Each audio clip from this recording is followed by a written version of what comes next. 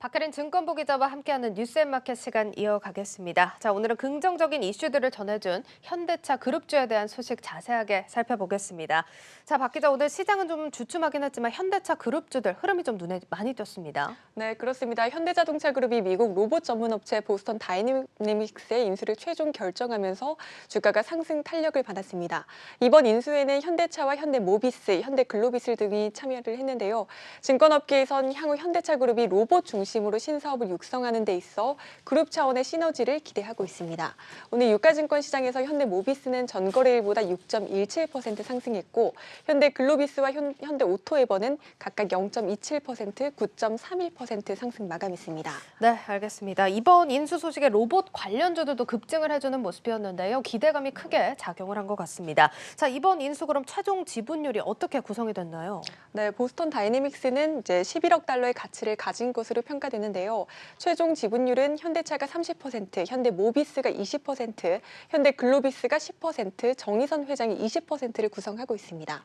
지금 한 80%가량이 이렇게 구성이 돼 있는데 나머지 20%는 어떻게 됐습니까? 네, 일본 소프트뱅크 그룹이 자회사를 통해 계속 보유하기로 했습니다. 네, 일단 80%의 지분을 확대한 현대차 그룹인데 앞서서 이제 살펴보면 이 중에서 좀 눈에 띄었던 게 20% 분량을 정의선, 이제 현대차 회장이 직접 출자를 했다는 점입니다. 네, 그렇습니다. 2,400억 원가량을 사재해서 출연을 한 건데요.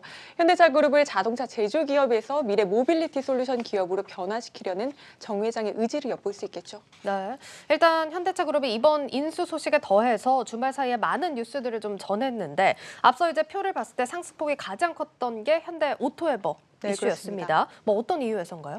네, 같은 날 이제 현대 오토에버가 현대 오트론과 현대 MN소프트를 흡수 합병하기로 했기 때문입니다. 합병 법인은 내년 4월에 출범할 예정이고요. 업계에선 현대차 그룹이 소프트웨어 개발을 이제 하나로 통합해서 모빌리티 소프트웨어 기업의 기반을 마련했다라고 평가하고 있습니다. 현대차증권은 이번 합병으로 현대 오토에버의 평가 가치는 3조 원에 육박하고 종합 소프트웨어 솔루션 공급업체로 지위가 격상될 것이라고 전망하기도 했습니다. 뭐 현대차 그룹에서 작정한 듯이 정말 대형 인수 합병 소식들을 연이어서 발표를 해줬는데요. 그럼 또 이제 분석, 향후 전망이 또 중요하겠죠. 현대 오토에버 관련해서는 향후 전망 어떻게 나오고 있나요? 네, 앞서 말씀드린 것과 같이 3사 간의 시너지와 이제 기업가치 상승이 뒤따를 것이라고 분석하고 있고요. 더 중요한 건 증권업계에선 이번 합병을 두고 현대차그룹이 지배구조 개편 초읽기에 돌입했다라고 보고 있거든요.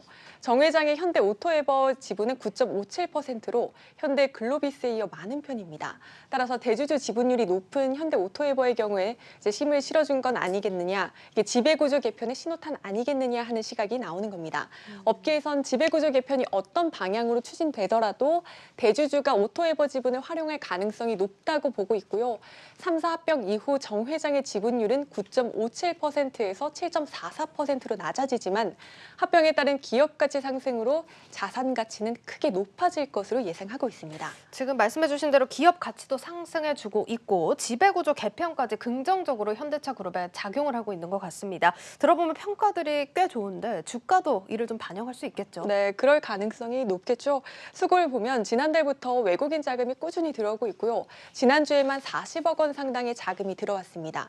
외국인 보유 비중은 2%대로 올라왔습니다. 네, 수급 상황도 상승 흐름에 힘을 더해주면서 외국인 수급 들어오고 있다는 점 유념을 해보셔야겠습니다. 자, 그럼 증권가에서는 목표 주가 어떻게 제시를 하고 있나요? 네, 가장 최근에 나온 게 이제 증권사 목표 주가가 95,000원인데요. 이게 지난달 23일 자료거든요. 네. 최근에 주가가 급격하게 올랐기 때문에 이미 주가가 목표가를 뚫고 나간 상황이고요. 지금 적용하긴 어렵고 단순히 참고로만 보시면 좋을 것 같습니다. 이후에는 아직 목표가를 상향 조정한 곳은 없는데요. 다만 증권사들은 상승 여력이 충분하다라고 말하고 있습니다. 네, 상승 여력이 충분하다라는 의견 정도만 수렴을 해보시면 좋을 것 같고요. 주주들에게는 정말 또 반가운 소식이겠네요. 네, 그렇습니다. 이제 다만 합병 과정에서 소액주주의 반발 등 이제 해결해야 할 과제도 남아 있습니다. 현대 오트론과 현대 MN소프트는 흡수되는 입장이었잖아요. 오트론의 경우에는 현대차 계열사가 지분을 갖고 있지만 MN소프트의 경우에는 기타 주주가 42.5%, 소액주주의 비중도 34.7%나 됩니다.